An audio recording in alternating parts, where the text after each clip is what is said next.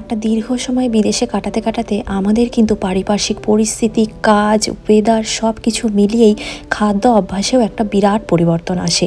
এখানকার শরীরকে সুস্থ রাখার জন্য অবশ্যই দরকার কম খাওয়া দাওয়া করা, তেল মশলা জাতীয় জিনিসকে অ্যাভয়েড করে চলা।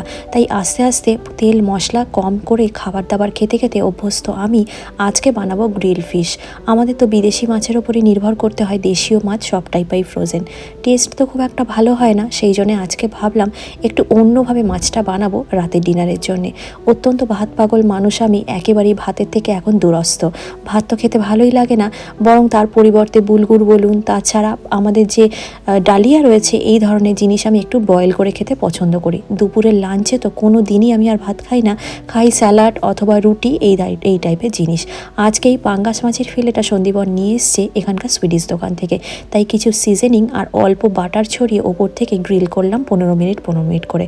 সাথে ছিল একটা গোটা ভুট্টা, সেটাকেও হাফ হাফ করে গ্রিল করে নিলাম। খাবারটা খেতে যেমন স্বাস্থ্যসম্মত, তেমনই কিন্তু পেট ভরা রাখে। খাবারটা খেতেও কিন্তু বেশ সুস্বাদু হয়েছিল। রাতের বেলা কম খাবার দাবার খাওয়া, তেল মশলা থেকে বিরত থাকলে কিন্তু শরীরটাও বেশ ভালো থাকে। এই ছিল আমার ফাইনাল লুক গ্রিল ফিশের।